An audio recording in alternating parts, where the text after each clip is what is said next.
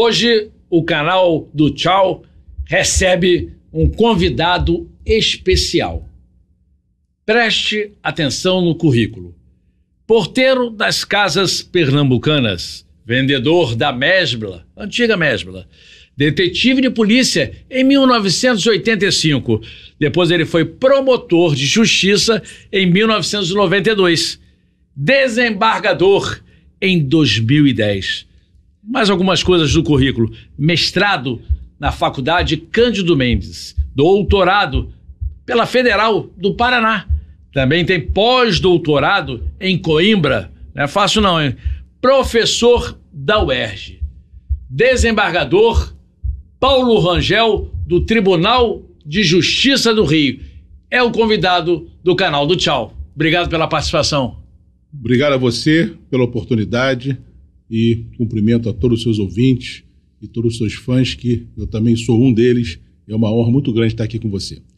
Desembargador, eu faço uma primeira pergunta, pedindo inclusive que o pessoal compartilhe, se inscreva no canal do Tchau, dê o like nesse bate-papo. Desembargador, o Rio de Janeiro está numa onda de violência que não tem fim. Qual a sua opinião? Então, o Rio de Janeiro, eu diria a você, por incrível que pareça, né? Ele não é a cidade mais violenta do país. O Rio de Janeiro está em 168º lugar, 168, na lista das cidades mais violentas do país. E é o 19º em homicídios por 100 mil habitantes. Bom, mas aí você diz, mas nós temos aqui diversos vídeos e as ruas estão lotadas. Eu mesmo fui vítima de um assalto, como você bem sabe. O que nós temos que ter, e nós já estamos tendo hoje no Rio de Janeiro, é uma atuação mais eficaz da polícia, seja ela civil ou militar, não importa, uma atuação melhor das instituições que funcionam dentro do sistema judicial, Poder Judiciário, Ministério Público, OAB, Defensoria Pública, Polícia. Todas essas instituições têm responsabilidade nesse cenário de violência que nós vivemos. Por quê? Porque realmente, para nós, no Rio de Janeiro, a violência urbana chegou a um ponto que nos assusta. Mas isso não é uma partida, um jogo perdido. Nós já estamos recuperando a moral do Estado com a atuação da polícia. Mas nós não podemos jogar sozinho. Ninguém joga sozinho num time. Ou seja, o goleiro sozinho não faz nada. O atacante sozinho não faz nada. E quem são os personagens dessa atuação? Poder Judiciário, Ministério Público, Polícia tem que se unir. Legislativo, o Poder Legislativo é responsável pelo perfazimento das leis. As leis devem ser leis mais severas, porque nós temos leis hoje muito brandas para um país que tem o índice de violência que tem o Brasil. E aí eu já estou falando de Brasil. Por quê? Leis muito antigas, né? Antigos, nosso Código de Processo Penal é de 1941, do século passado. Claro, sofreu reformas? Sofreu reforma em 2008, sofreu várias reformas ao longo do tempo, mas reformas pontuais. O Código Penal, de 1940.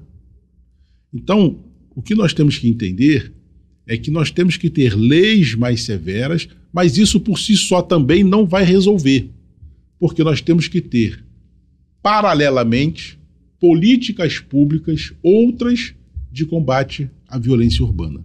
Então, eu diria ao nosso ouvinte duas coisas.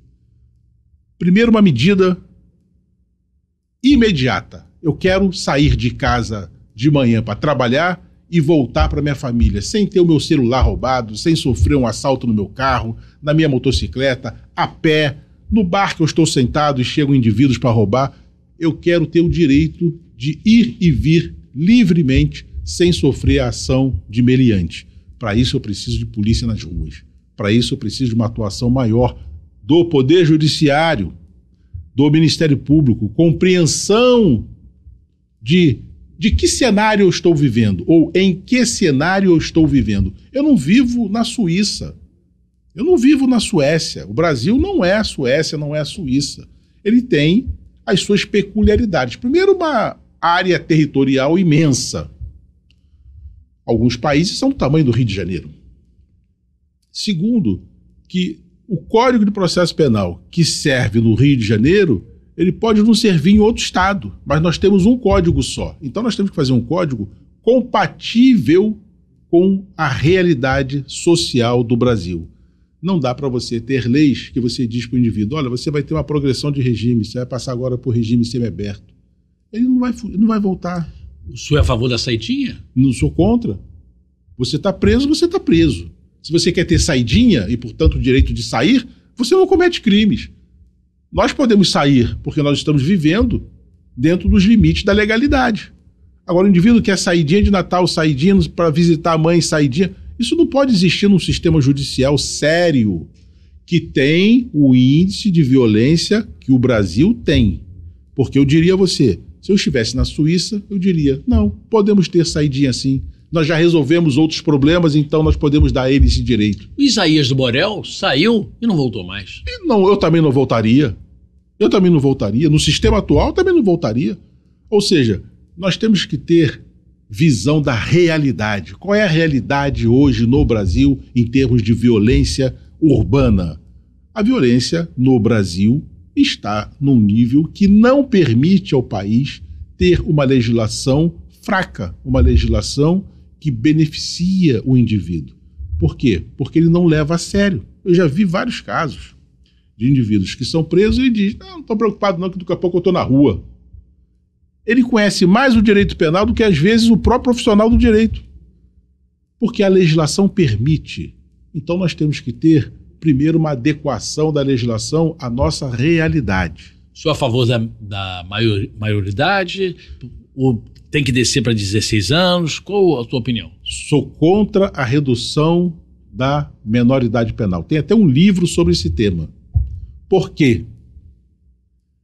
Alguém disse para mim assim, lá numa audiência pública na Câmara dos Deputados, um deputado, professor, em 1890, Código Penal de 1890, a maioridade é de 14 anos.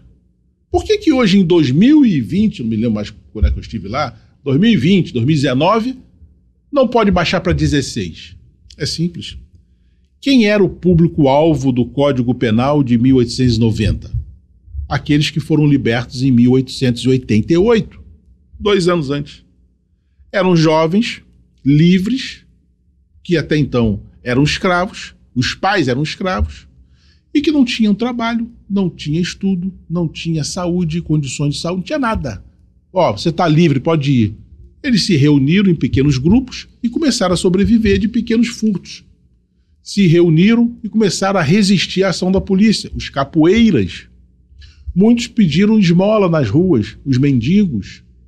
O que o Código Penal de 1890 fez? Baixou a maioridade para 14 anos, prendeu os capoeiras porque passou a ser crime, ilícito penal, prendeu os mendigos porque a vadiagem e a mendicância passou a ser ilícito penal, recolheu de novo aqueles que foram soltos.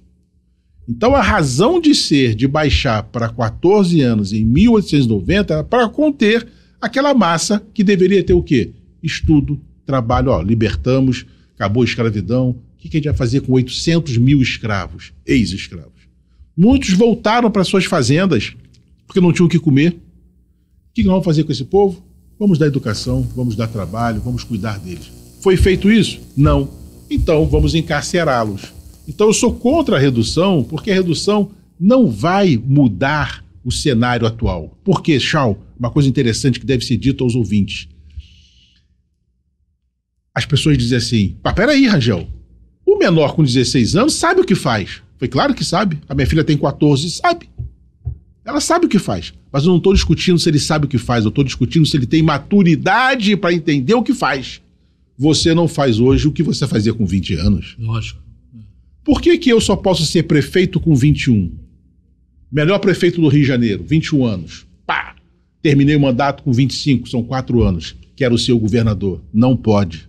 Ué, como não pode? Eu arrumei o Rio de Janeiro, fui o melhor prefeito do mundo.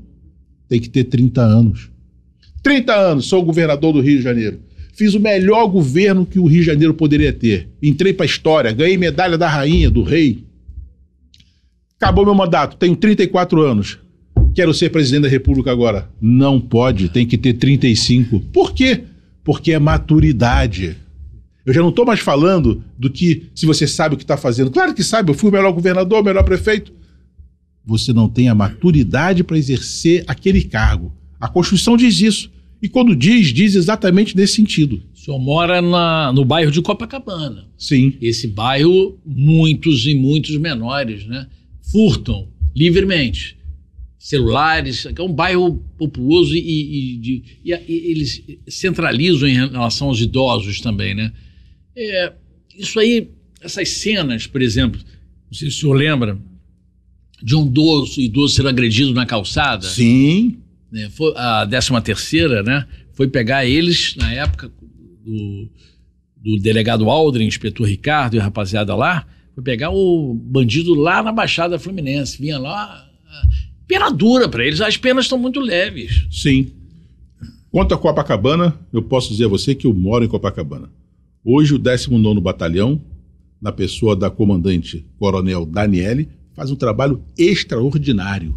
Mas sozinha ela não tem condições de controlar tudo o que acontece naquele bairro, porque ela precisa do Ministério Público, ela precisa do Poder Judiciário, ela precisa de uma legislação mais atuante, mais eficaz. Veja que isso é um sistema. Não adianta você dizer para mim, vou botar lá um delegado que é o campeão dos campeões. Sozinho não vai fazer nada, não. Ele vai enxugar gelo. Não, vou botar então nessa vara um juiz que vai ser o cara. Esse juiz vai ter que aplicar a lei. Essa lei, se for a lei branda, não vai resolver o problema. Recentemente, o senhor teve um caso em que o defensor pediu a anulação, né, a absolvição dos 2 meliantes. Depois, MP foi a favor, mas o senhor foi contra. Por que? Explica toda essa... A decisão está posta, está dada e ela vai ser cumprida, espero.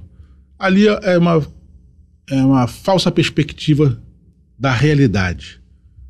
O defensor faz o trabalho dele. Ele está ali para defender a aplicação da lei. Ponto. O Ministério Público faz o trabalho dele. Mas nós temos que estar conectados à realidade. O policial, quando está nas ruas, ele sai de casa, o policial, para trabalhar, para defender você, que ele nunca viu na vida dele. No caso, você é uma figura conhecida, mas eu digo sempre os cidadãos comuns. Ele sai para defender um cara que ele nunca viu na vida dele. Ele dá um beijo na família, sai para trabalhar, para defender a sociedade. Quando ele defende a sociedade, o que faz? Processam ele porque ele deu um tiro. Pelo amor de Deus, me desculpa. Esse cara, ele deu um tiro em quem? Num traficante que foi preso com drogas. Ele não deu um tiro no trabalhador, ele não deu um tiro na pessoa de bem, por maldade. Vou sair de casa hoje e vou dar um tiro no trabalhador que estiver com uma carteira de trabalho na mão. Não existe isso.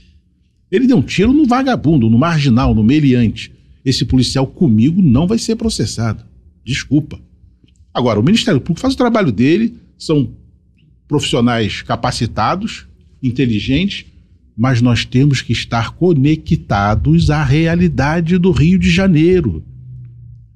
Nós não podemos estar dentro da caixinha, não. Nós temos que sair fora da caixinha e olhar o mundo como ele é.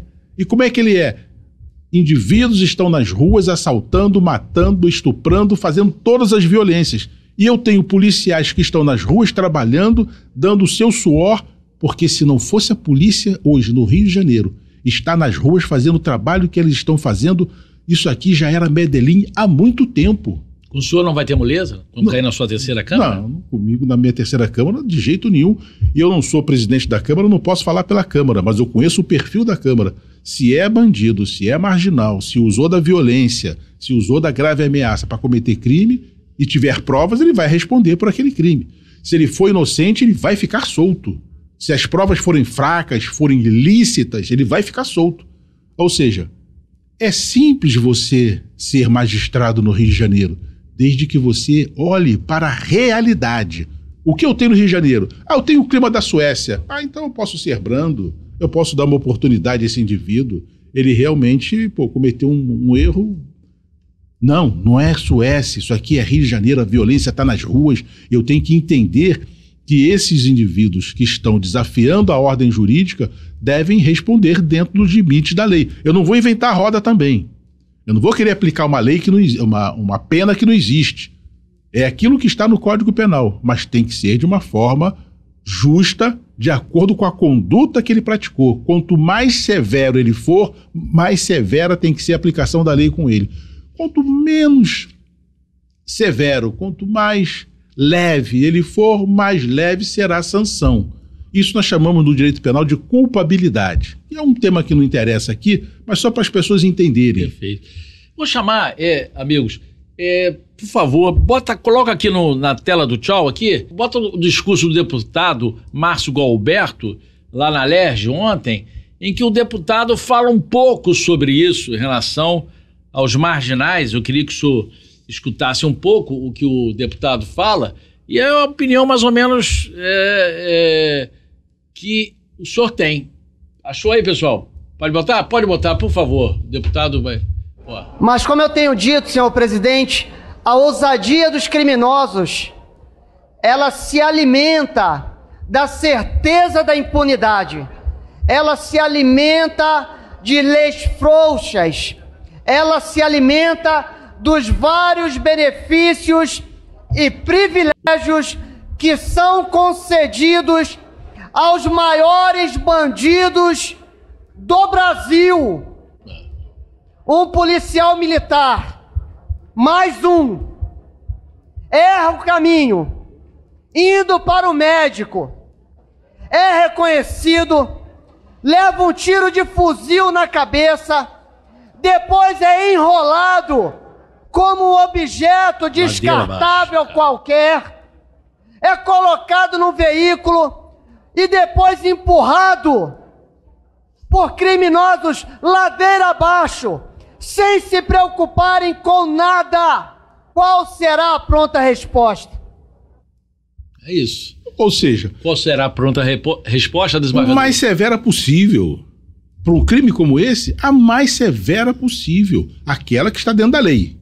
Quando eu digo severa, nós temos sempre no Código Penal pena mínima e pena máxima. Eu tenho que, nesse caso, me aproximar o máximo possível daquela pena máxima que o Código Penal me permite, aplicando os critérios de aplicação da pena normais que nós conhecemos.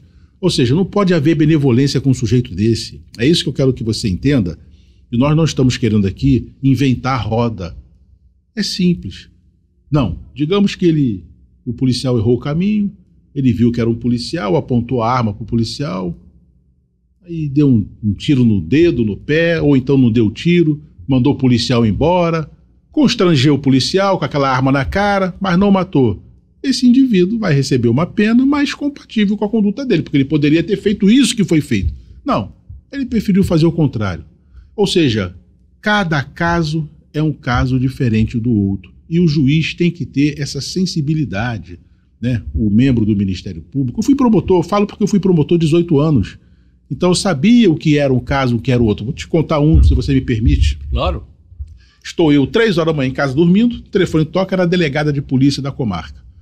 Ah, doutor, desculpa acordar o senhor. Eu falei, o que houve? Ah, eu estou aqui com um caso que realmente eu não sei o que eu faço.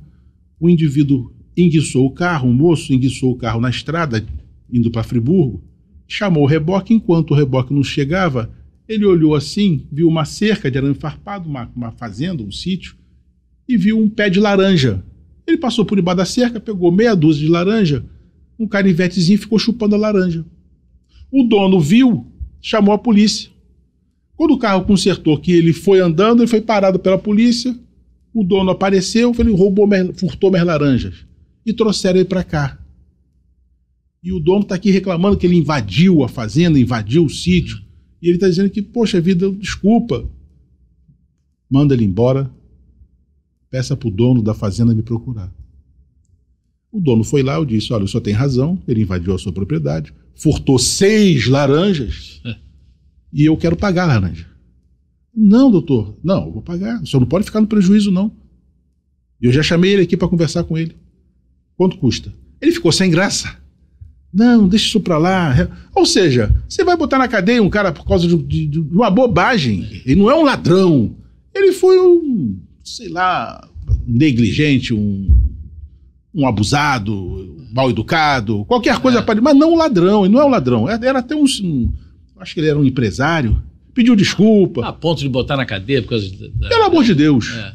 Agora, imagina o contrário, invadiu a fazenda, botou arma na mão, constrangiu a família, deu coronhada em todo mundo, roubou joia, roubou... Aí, meu amigo, desculpa, mas você vai responder por um crime de roubo, com emprego de arma de fogo e etc e tal. Então nós temos que parar de romantizar o sistema penal. O que eu vejo hoje é muito romantismo, né? Eu até tenho uma pecha, as pessoas, pô, mas você não é garantista, Rangel? Sou, e vou continuar sendo. Eu vou sempre aplicar a Constituição. Se você me apresentar um processo que as provas demonstram que foram todas ilícitas, grampo telefônico sem ordem judicial, tortura, eu vou anular esse processo. Eu sou garantista. Mas se você me apresenta o contrário, um processo foi feito, montado em cima de provas lícitas, em cima de respeito a todo o procedimento probatório, e o indivíduo é apontado como culpado, ele vai responder pelo crime. Também vou garantir isso. Não podemos romantizar, eu não posso ideologizar o direito penal. Eu não posso transformar o direito penal numa ideologia de esquerda, direita ou de centro. O direito penal é aquilo que está ali. Então, enquanto nós não nos conscientizarmos disso, nós temos que ter leis mais severas. Nós temos que ter pessoas comprometidas com o sistema legal. E a audiência de custódia, desembargador, o senhor é a favor? Sou a favor. Eu sou contra o juiz louco que senta lá e fica soltando traficante, soltando estuprador, soltando ladrão. Eu sou contra a pessoa. O sistema em si não tem nada demais. A audiência de custódia é importante. Você olha para o indivíduo, você verifica que não tem motivo para esse cara ficar preso. Realmente ele cometeu um crime, mas não vejo nada aqui que ameace o processo. Solto. Não, esse cara aqui não. Pô, esse cara foi traficante, foi preso com arma, fuzil, 300 quilos de cocaína, estuprador, latrocínio. Esse cara matou para roubar. Esse cara não vai ficar solto de jeito nenhum. De imediato ele já continua preso. O problema da audiência de custódia não é a audiência de custódia, é o juiz que está sentado na audiência de custódia que não tem uma visão real do que está acontecendo na cidade em que nós vivemos. Então, eu diria, se você for para o sul, o Rio Grande do Sul, lá para uma determinada cidade, a violência lá é diferente. Tem violência? Tem, mas é diferente do Rio de Janeiro. Eu vivi em Curitiba, eu fiz meu doutorado em Curitiba, eu andava tranquilo na cidade, embora lá tenha tráfico, tenha roubo, tenha tudo, mas ainda bem aqui atrás. Bem mais leve. Bem mais leve. Meu amigo parava no sinal meia-noite. Eu ficava apavorado, vamos embora, avança o sinal. Calma, Rangel, você não está no Rio de Janeiro. E não acontecia nada. Aqui eu não posso fazer isso. Agora, nessa audiência de custódia, por exemplo, que aconteceu que mataram aquele turista que foi ver um show na praia de Copacabana. Sim. E esse ladrão, esse assassino, ele tinha sido pego na sexta-feira, morreu num domingo turista, e roubou chocolate das lojas lá, né, papapá, foi para a audiência de custódia, o juiz liberou, no domingo ele estava matando, esfaqueando o rapaz. Pois é. E aí já tinha várias passagens, né? Então, várias passagens já me dá uma sensibilidade diferente. Opa, esse não é um cidadão comum.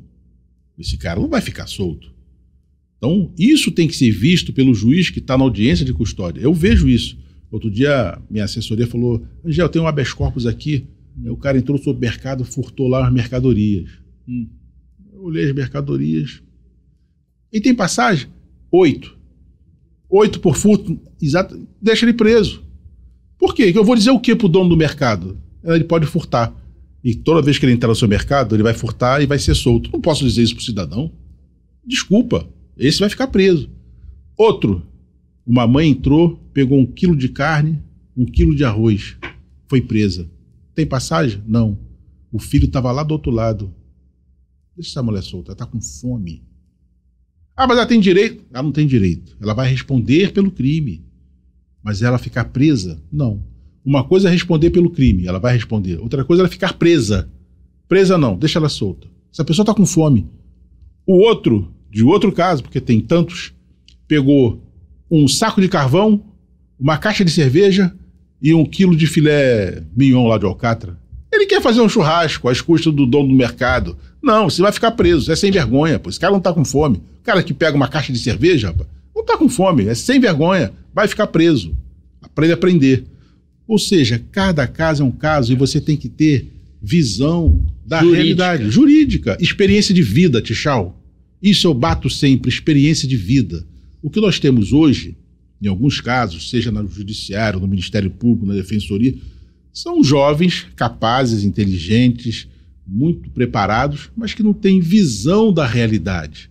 E aí acabam, às vezes, praticando determinados atos que vêm a chocar a sociedade. Por quê? Pela falta de experiência de vida. Eu, quando você lê meu currículo, eu fui porteiro, vendedor, policial. Meu amigo, eu trago uma bagagem lá de fora que me permite olhar o mundo de uma forma diferente.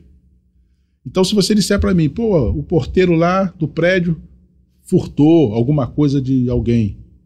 Esse cara, meu amigo, ele não tá ali para isso não. Eu fui porteiro também. Eu não precisei furtar nada de ninguém para chegar onde eu cheguei. Esse é sem vergonha. Ele está aproveitando de quê? Da boa fé que as pessoas têm nele, da confiança, porque você confia no teu porteiro do teu prédio. E for na sua casa entregar uma correspondência, você confia nele, você abre a porta. Aí você abre a porta. Peraí, Zé, eu vou ali. Aí você vira as costas, ele entra e pega alguma coisa? Você não espera isso. O senhor foi vítima da criminalidade. Na rodovia Washington Luiz, que o desembargador foi vítima, 2 ladrões, olha só, e ele não perdoou não, hein? Mandou bala. Mas aí eu queria comentar com ele, essa realmente não tem outro jeito, desembargador, em relação a esse tipo de... Ou era eles ou o senhor? É isso mesmo? É por aí a situação? Eu prefiro ser julgado por 7 do que carregado por 6. Tribunal do Júri são 7 jurados. Prefiro que eles me julguem do que 6 pessoas me carreguem num caixão. Ou seja, eu ando armado. Eu costumo dizer o seguinte: eu entrei para a polícia, mas a polícia não saiu de dentro de mim. Eu ando armado, em casa eu tenho arma, tudo quanto é lugar. Se eu for ao banheiro, tem arma no banheiro. Aonde eu estiver, tem arma. Eu não sei o que pode acontecer, Tchau. Eu posso ser vítima, eu sou uma autoridade que eu já lidei com vários casos. Eu posso estar chegando em casa, pode alguém me abordar. Eu posso ir na padaria, pode alguém me abordar. Aonde eu vou armado. E vou reagir. Aí alguém diz assim, mas você vai morrer. Mas todo mundo vai morrer? Ou você acha que não vai morrer? Você vai morrer, Tchau. Um dia. Todo mundo. Você não sabe como e quando. Então, enquanto eu puder reagir, eu vou reagir. Esses aí se deram mal. Porque eu já tinha sentido que tinha alguma coisa errada. Eu estava numa velocidade que eu estava, numa via como Washington Luiz, e uma moto está numa velocidade maior atrás de mim. Quando eu olhei e vi, eu falei, é assalto. Eu dei passagem para ele passou, quando ele mostrou a arma aí, foi troca de tiro. Chumbo trocado não dói. Então, eu não vou parar de andar de moto por causa de vagabundo. Sempre ando de moto. Vou agora buscar, que eu deixei minha moto na Barra da Tijuca num lugar. Vou lá buscar. Não tenho problema com isso. Agora, que o Rio de Janeiro está com um índice muito grande de assalto de moto, não tenho dúvida.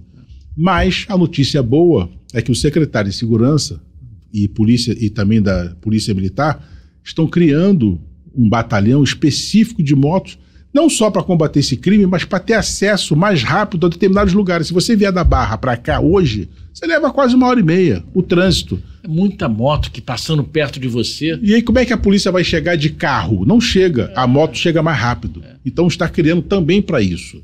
Agora vamos ver o vídeo do assalto. Aí, ó, o desembargador de moto. Olha só, olha os dois aí, olha os meninos aí.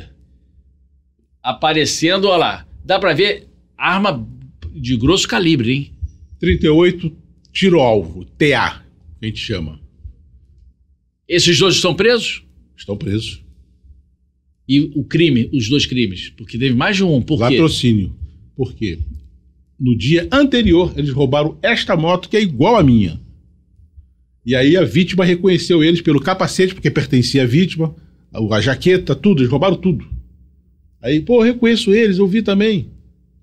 Aí eu cheguei pra cá, pro lado, me escorei atrás daquele furgão, e aí foi a troca de tiro.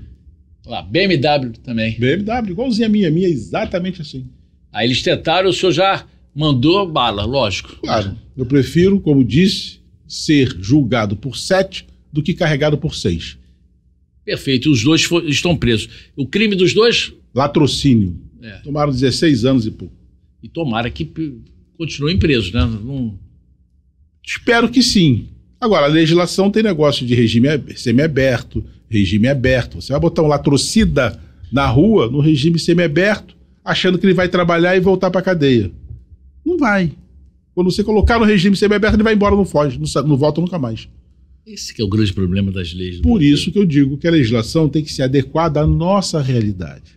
Na Suécia, na Dinamarca, na Austrália, você poderia ter esse tipo de benefício, porque os crimes são outros, a sociedade é outra, outro tipo de cultura, evolução, né? Desenvolvimento econômico, político, social. O nosso não. O nosso ainda somos um país subdesenvolvido, que temos uma violência muito grande e que precisa ter uma resposta severa. Outras imagens, gente, por favor, de assaltos de moto, também que é característica, né? Foi parecida com o desembargador sofreu. Exatamente no Rio de Janeiro, o que tem, mas ele já falou, o desembargador até já adiantou essa decisão da criação de um batalhão de motos, porque, olha lá, olha aí, desembargador, isso é Catumbi, olha lá, é todo... Tranquilos, veja que eles estão tranquilos.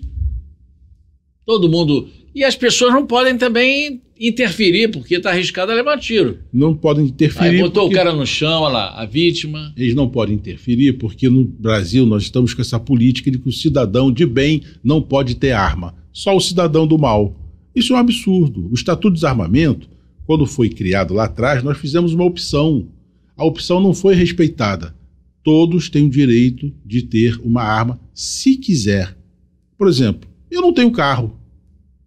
Eu tenho habilitação para dirigir, mas não quero ter carro mais. Vou ficar preso no trânsito, uma opção minha. Eu posso ter 18, 30 anos, 40, eu não quero ter carteira de habilitação. Ninguém vai me obrigar a dirigir. Eu vou usar os transportes públicos. Mesma coisa com a arma. Você não é obrigado a ter uma arma. Mas você tinha que ter o direito de ter uma arma, desde que respeitasse o quê? Os requisitos que fossem estabelecidos. Treinamento, fiscalização. Apontou a arma para alguém, vai responder por um crime severo só ao apontar. Como é que é na Flórida? Você pode usar a arma, ela não pode ser vista. Se você puxar a arma para alguém, você responde por um crime alto, pena alta. E se usar a arma, pior ainda, você não sai nunca mais da cadeia. E por isso que o senhor é a favor do porte de arma para o brasileiro que achar que... Quem quiser. Ninguém é obrigado a ter arma. Mas aqui a política atual é diferente. É de restrição, é de desarmamento. E aí acontece o quê? O cidadão de bem não pode andar armado, mas o cidadão do mal anda armado à vontade nas ruas, praticando os crimes que ele bem entender e não tem reação. A não ser que apareça um policial, um cidadão militar que tem arma, pode usar arma, mas... Fora isso, pode mostrar outros assaltos, pessoal. Pode mostrar outros assaltos aí de moto. Olha lá, esse é mais um, olha lá. Eu tenho no meu, olha lá, já tirou todo mundo também. Olha lá, eles fazem isso. É humilhante, não é não, desembargador? É humilhante. Olha lá, bota no chão, entendeu? E o cara tá com o carro do lado ali, ó. Mas ninguém pode fazer. Imagina se sou eu que tô ali com aquele carro do lado, coitado. Vai receber bala. Ah, vai receber, não tenha dúvida. Não tenha dúvida. Tirou até o capacete. Roubam. Por isso que eles roubaram um dia anterior e a vítima reconheceu. Eles roubam o capacete, roubam tudo. E ficam usando. Agora mostra também, pessoal, por favor, um vídeo meu que eu tive 11 milhões de visualizações. O Tenente Coronel mandou bala em cima dos ladrões. Isso. Entendeu? Isso foi no Meyer, entendeu? Foi um vídeo que deu muita repercussão porque... É aquilo que o senhor estava falando. Ele, Tenente Coronel, tinha porte de arma. Tem porte de arma. Entendeu? Ele pode reagir. Só que ele não percebeu que um dos meliantes continuava vivo no chão, de capacete amarelo. É porque ele não deu tiro direito, né? Deveria ter dado na cabeça. Se dá na cabeça, ninguém fica vivo. Nessa hora, tchau, é horrível falar isso. É triste falar isso. Mas ele já não vai responder por alguma coisa? É melhor responder por um homicídio consumado do que tentado. Não vai responder? Digamos, ainda que seja uma mera sindicância. É legítima defesa clara. Mas vai responder assim de câncer PM? É melhor responder com um cara morto do que com um cara vivo. Sabe que um policial falou para mim que essa coisa aconteceu? Ele falou, Tchau, sabe por que aconteceu isso? Porque a pessoa fica com receio de conferir a morte, de que é melhor sair fora logo, liga para o 90 para ver depois. Com medo da justiça, com medo do sistema. Alguém, Ministério Público vai processar, o Poder Judiciário vai processar, vai ter alguma coisa. Esse medo eu não tenho, Tchau. Repito, prefiro ser julgado por 7 do que carregado por 6, meu amigo. O cara finge que tá morto, você relaxa, vira as costas para ver se tem mais alguém e te dá um tiro pelas costas. E ele tava com os 2 filhos, né? Tava com os 2 filhos. Foi o que aconteceu nesse caso que você falou. Ó, vamos lá. Aí, ó, desembargador, ó o de amarelinho lá. Olha lá. Meia. Olha que absurdo, olha. Mas aí chegou, já chegou, já tirou. Amarelo caiu. E o outro corre. Eles correm, eles fogem, eles são frouxos. Olha lá, ele não conferiu, não sabe se o cara tá vivo. Aí ele vai se preocupar com o que tá lá. A criança sai, podia ter matado a criança. Você não sabe. Entendeu? Isso que nessa decisão que eu dei, que você falou, que aconteceu. O policial deu tiro em direção ao traficante que estava desarmado. Ele não sabe se está desarmado. Ele está vendo as mãos livres. Mas será que tem uma arma aqui na calça, escondida, num casaco? Não sei. Meu amigo, na dúvida, eu não vou correr o risco. O policial ali, ele deu sorte. Mas alguém está atirando nele, parece? Teve uma cobertura ali. E ele se fingiu de morto. Ele tá vivo. E depois... Ele está esperando a hora de levantar e ir embora. Ou então puxar uma arma. Foi a hora que ele... Daqui a pouco, no outro vídeo, ele já vai embora. Mas, olha, vou te contar um negócio. Foi sorte, né? Do tenente-coronel. Deu sorte. Deu sorte. E pegou a moto ainda, hein? Ele pegou a moto, saiu com a moto, saiu logo depois ele saiu...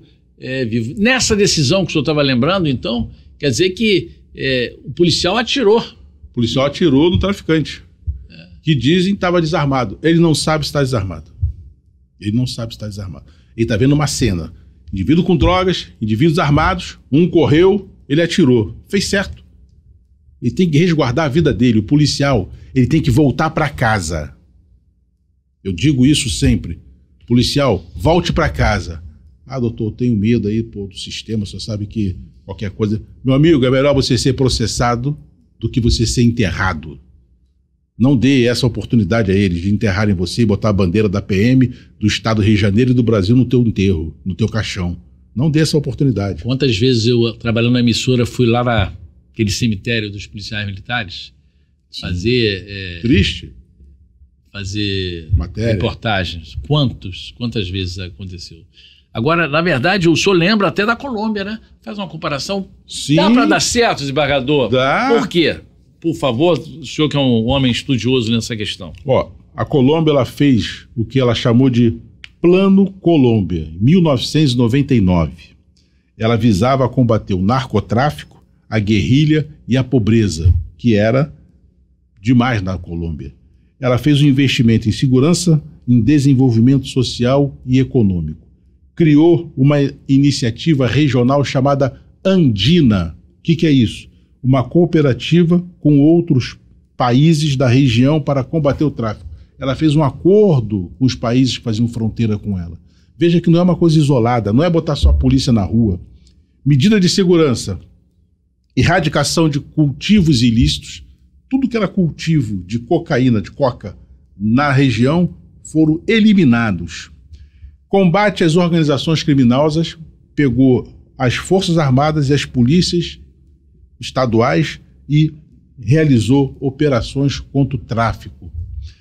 Cooperação internacional, pediu apoio aos Estados Unidos, financeiro e tecnológico. Desenvolvimento social, ela fez um investimento em educação, saúde, investiu em programas sociais, melhorando a qualidade de vida. Enfim, foi um programa macro. E não uma coisa, vamos botar a polícia na rua, vamos comprar um revólver novo, uma pistola. Não é só isso. Mas o povo pede muito Forças Armadas, por exemplo, na rua. Se botar as Forças Armadas na rua, os soldados vão morrer todos. Esses garotos não têm experiência para isso. Eles são treinados para guerra. Não são treinados para guerrilha urbana. Não são treinados para violência urbana do dia a dia. Se botar esses meninos na rua, eles vão morrer.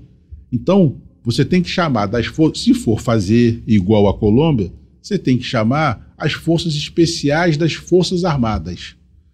Mas isso é um trabalho macro. Não é só o estado do Rio de Janeiro ou São Paulo, é o país. O país tem que estar imbuído desse espírito. Bahia tem muita violência. Muita. Eu tenho aqui os dados. A cidade mais violenta do país hoje é Camaçari. Lá na Bahia? Não, no Amapá. Amapá. Em Santana. A cidade mais violenta do país é em Santana, no Amapá. A segunda cidade é Camaçari, na Bahia. Isso eu queria lembrar. Camaçari. Bahia. Cidade mais violenta, a segunda mais violenta do país. Ou seja, o Rio de Janeiro, como eu já disse, ele está lá atrás. Então o país como um todo tem uma violência. Como é que resolve isso? Ou você faz uma política pública macro para combater o crime, e aí envolve o poder judiciário, poder legislativo. Brasília. Sim, poder judiciário todo, legislativo, executivo todo, para combater. Ou então, nós vamos ficar enxugando gelo como estamos. Mas eu repito, aqui no Rio de Janeiro, nós ainda estamos andando nas ruas livremente porque a polícia está nas ruas fazendo milagre. E esses policiais têm que ser apoiados. Muitas vezes não são, né? Não são. Muitas vezes não são. Eles andam com medo. E tem um dado interessante. Pode falar. O número de policiais por mortes violentas intencionais, homicídios, é menor do que o de suicídio. O número de suicídio de policiais militares hoje é maior do que o número de policiais que estão sendo mortos em confronto. É mesmo? Por quê? Porque a cabeça. Você vive numa guerra urbana, você apreende, nós temos cerca de 700 fuzis apreendidos no ano. Isso dá uma média de 2 fuzis por dia. Isso é uma loucura, rapaz. De guerra, arma de guerra. Arma de guerra. Em que país civilizado que não está em guerra, você tem fuzis nas ruas sendo usados por meliantes? Nenhum país. Que não está em guerra? Nenhum. Sabe que às vezes eu estou no meu Instagram, né, @EduardoTchau, muitas vezes está lá, ó, estamos no Afeganistão, sim, estamos na guerra de Israel, lá com o pessoal do Hezbollah, quer dizer, isso é uma coisa que realmente, nessa tentativa aí do complexo da Penha agora, nessa última, sim, que era fumaça, helicóptero, e várias pessoas passando com esse áudio. Olha aí, gente, estamos numa guerra mundial, guerra isso, sim, guerra aquilo. Quer dizer, o cidadão, até, não sei, eu botei, o senhor não pode não ter visto, uma senhora falando no telefone. Sim, eu vi. Ele falou no nosso telefone, olha, não, Renato, então, Renata, e o tiro comendo solto. Como se ela estivesse na feira. Exato, isso, pode falar. No Rio de Janeiro foram 13 suicídios de PMs em 2023. Nossa. Contra 5 em 2022. Ou seja, a saúde mental dos nossos policiais, dos nossos guerreiros, está ameaçada. E aí nós temos que cuidar disso. O secretário da Polícia Militar, Coronel Menezes, está fazendo um trabalho, um levantamento para cuidar dessa parte. Eu conversei com ele sobre isso. Ou seja, há uma preocupação com a saúde dos policiais, porque sem eles nós não vamos andar nas ruas. A lugar nenhum. Nós não vamos botar o pé na rua. A primeira coisa que quando dá merda, você liga para quem? 190. Né? Você liga para 190. É ele que vai salvar você. Quando eu cheguei baleado, que eu tomei o tiro na perna, eu vi que minha perna estava mexendo, eu falei, não vou ficar aqui. Eu nem desci da moto, a moto não caiu, não foi nada, foi troca de tiro, eu com a moto presa entre as pernas. Eu falei, vou lá para onde eu marquei com meus amigos, que eu ia encontrar com um grupo de motociclistas. É porque o senhor gosta de fazer caminhada. Aí fui lá pro restaurante que a gente marca. Quando cheguei lá, eu falei, fui baleado, assalto, não sei o quê. Caramba, chama a polícia. Aí chamaram a polícia, veio a Polícia Rodoviária Federal. Um deles até foi meu aluno. Pô, professor, eu fui seu aluno, etc e tal. O que houve? Se não são esses caras, quem é que eu liguei? Eu liguei para a polícia. Só que a Rodovia Federal, quem cuida é a PRF. Não é a PMERG. Eu chamei quem? A polícia. Você liga sempre para a polícia, meu amigo. Goste você ou não, se apertar, você vai chamar a polícia. E esses policiais devem ser valorizados, como estão sendo hoje. Eu não sou político, então não preciso ficar puxando o saco, babando o ovo desses caras. Mas respeito a todos. Mas hoje o governador Cláudio Castro está fazendo um trabalho de investimento na polícia, ainda com o Estado em recuperação fiscal muito grande. A dívida é muito grande. Está fazendo um investimento forte na polícia. Ou seja, está preocupado.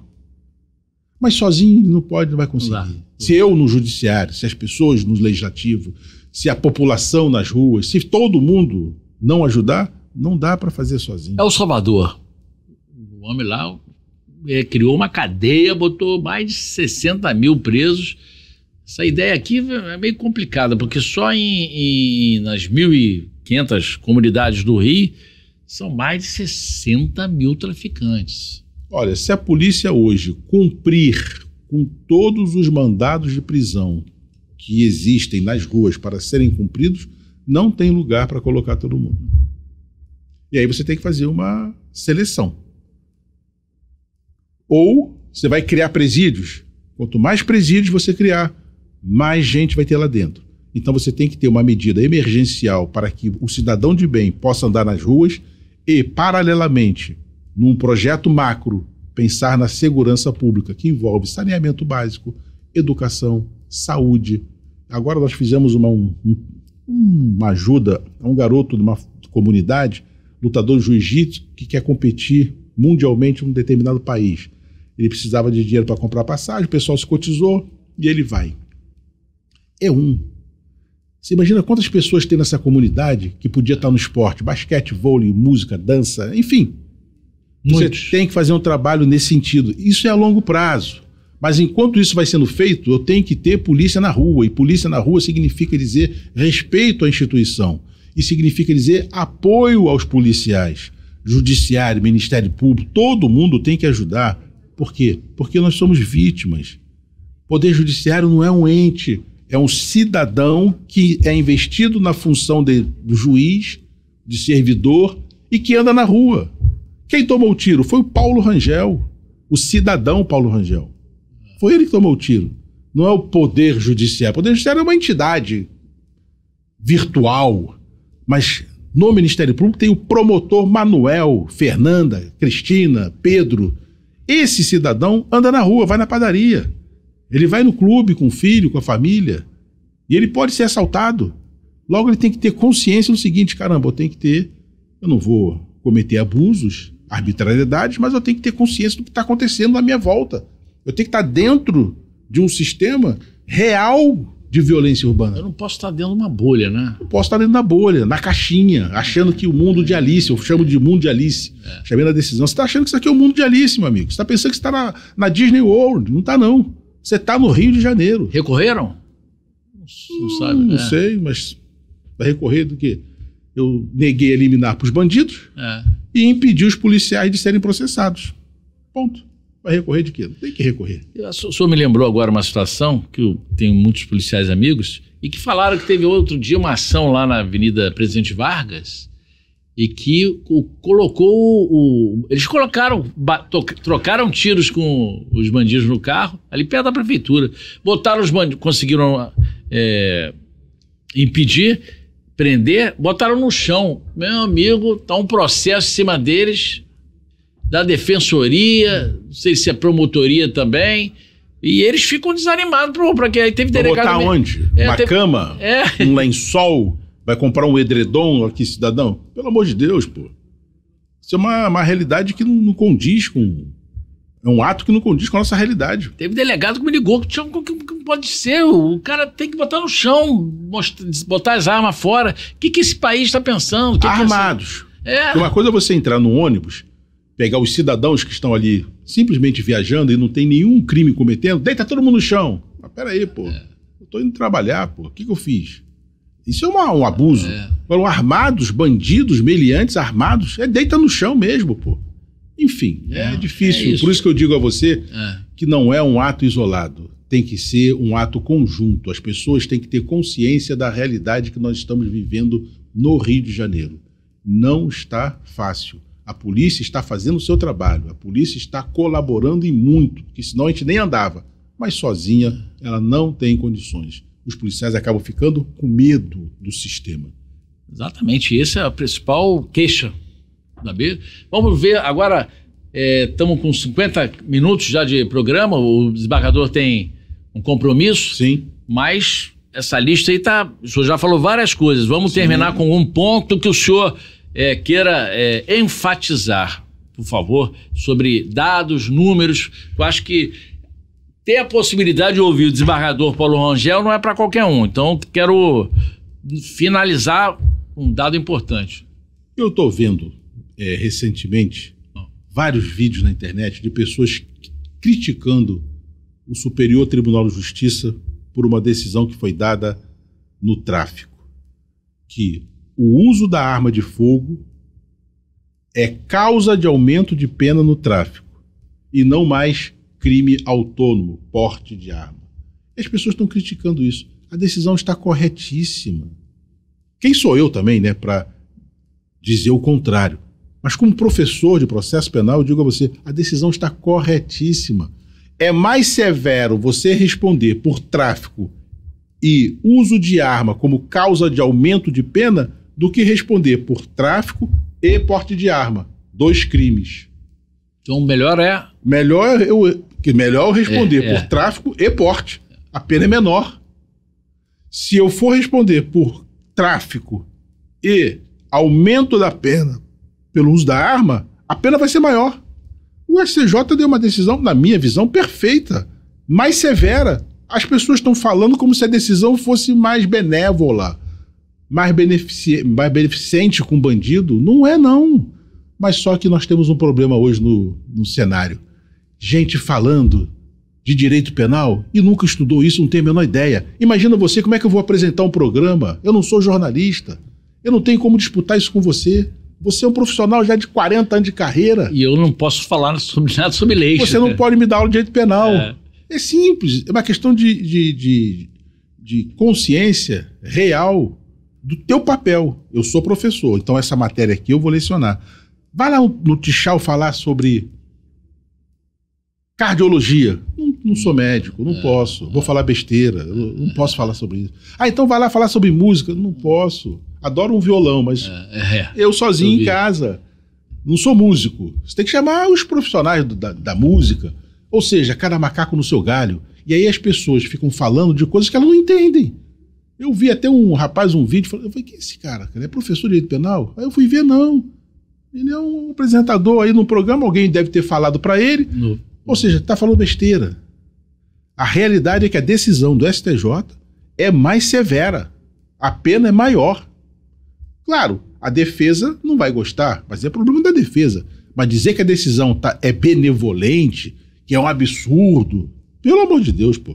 Esse caso foi citado em função de que esse apresentador? Porque foram presos indivíduos com arma e o STJ entendeu que aquela arma não constitui um porte. Para ser porte, ela tem que ser um crime autônomo, eles estarem armados independentemente do tráfico. Não, eles estão armados para garantir o tráfico, para garantir a atividade criminosa do tráfico.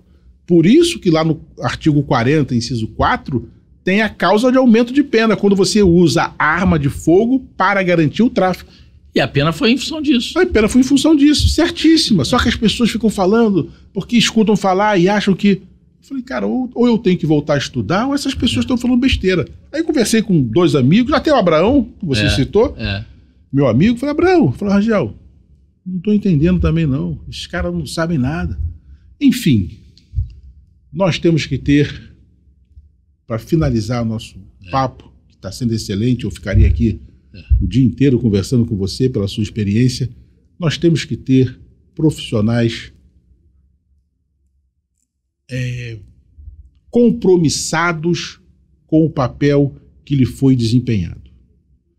Então, se você é um magistrado, se comprometa. Se você é um membro do Ministério Público, se comprometa. Se você é um policial, um jornalista, se comprometa. Mas se comprometa dentro da realidade a qual você vive. Eu não sou desembargador da Suécia, da Austrália. Eu sou desembargador do Rio de Janeiro. Eu conheço essa realidade. Eu estou com 63 anos de idade e 43 anos de serviço público e privado. Então eu venho vendo isso desde a década de 80. Posso fazer uma análise para você perfeita de todo esse período em termos de violência. Hoje, no Rio de Janeiro, se nós não apoiarmos o trabalho do policial, nós vamos ficar fadados a nos transformarmos numa Medellín, da década de 80, Colômbia. Triste. Triste. É isso. Acho que essa conclusão tua, desembargador, foi importante, porque ou a gente se mexe, esse é o recado que o senhor quer dar? Sim. Ou nós temos consciência, acorda.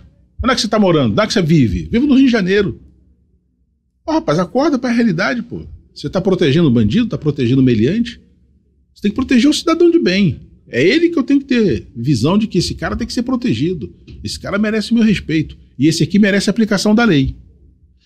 Mas a comunidade, os moradores, é difícil, né? A comunidade, 99,9% são pessoas de bem, que acabam sendo o quê? Oprimidas pelo tráfico, pela milícia, enfim, pela atividade criminosa que lá está, e obrigadas a se comportar de uma determinada forma.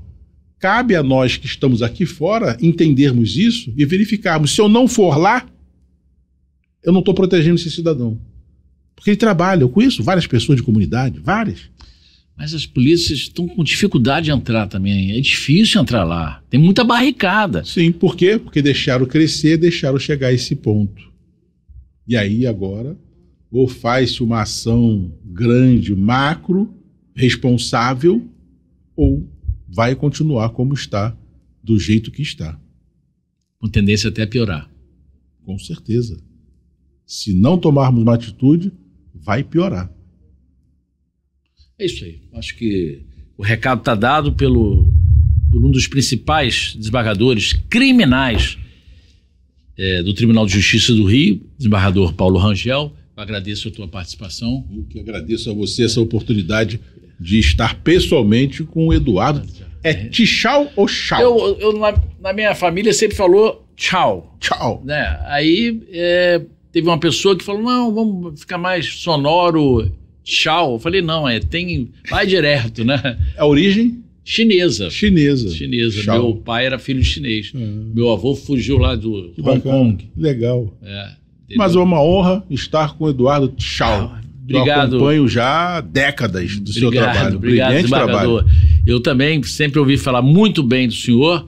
Acho que essa área criminal, o senhor falou aqui, resumindo tudo, eu acho que é ser justo na hora certa. Sim. Não é garantista.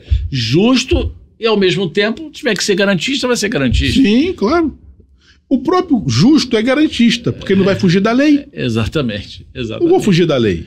Agora, essa conversa, pessoal, vocês podem se inscrever no canal do Tchau e, ao mesmo tempo, dar o like, compartilhar esse bate-papo, porque hoje mesmo já vou tirar uma pílulazinha aí da nossa conversa para já lançar, porque vai no ar nesta sexta-feira, amanhã, o nosso bate-papo com o desembargador Paulo Rangel. Obrigado, Paulo Rangel. Um abração pro senhor e até a próxima. Obrigado, tchau. Obrigado aos seus ouvintes, a toda a sua plateia, a sua audiência, que não é pequena. Muito obrigado pela oportunidade. Foi um prazer imenso estar aqui com vocês. Muito obrigado. Tchau.